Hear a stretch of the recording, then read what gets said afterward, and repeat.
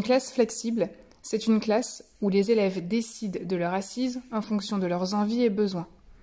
Selon les moments de la journée, ils peuvent aussi choisir l'espace et les modalités de travail, seuls, à deux, en petits groupes.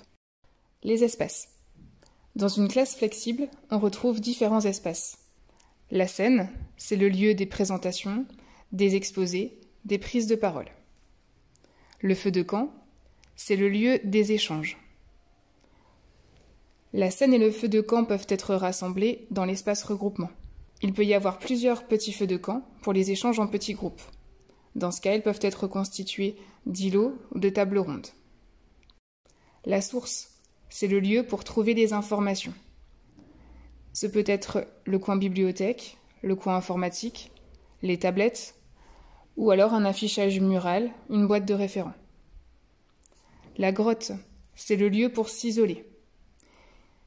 La grotte peut être un lieu fixe, comme un tipi ou une cabane, une table face à une fenêtre, mais aussi du matériel, un casque anti-bruit, une table à roulettes que l'on déplace, un tapis. Le labo, c'est le lieu pour expérimenter et manipuler. Selon les classes et l'âge des élèves, le labo peut être constitué d'un coin puzzle, du centre démo, d'un coin sciences, d'un coin jeu de construction ou d'un labo maths. Les modalités de travail. Dans une classe flexible, différentes modalités de travail peuvent avoir lieu. Soit en groupe classe, comme pour les rituels, les leçons d'histoire-géographie, les synthèses de français. Lorsque les élèves ne font pas la même chose au même moment, le travail en demi-classe peut être intéressant. Par exemple, en mathématiques, lorsque les groupes sont constitués d'élèves de classes différentes, avec le système des ceintures de compétences. Les élèves peuvent aussi travailler en autonomie. Ils s'organisent à l'aide de leur plan de travail. Les avantages de la classe flexible. Dans une classe flexible, différentes compétences transversales sont mises en avant. La première, apprendre la coopération. Les élèves peuvent, s'ils le souhaitent, travailler par deux.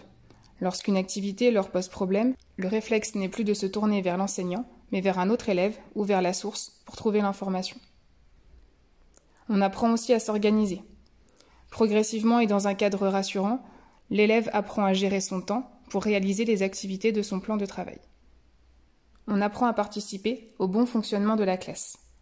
Chaque élève choisit un service pour permettre un fonctionnement fluide de la classe. L'appel de la cantine, le recensement des absents, la gestion des tablettes, du matériel collectif, des jeux de cours.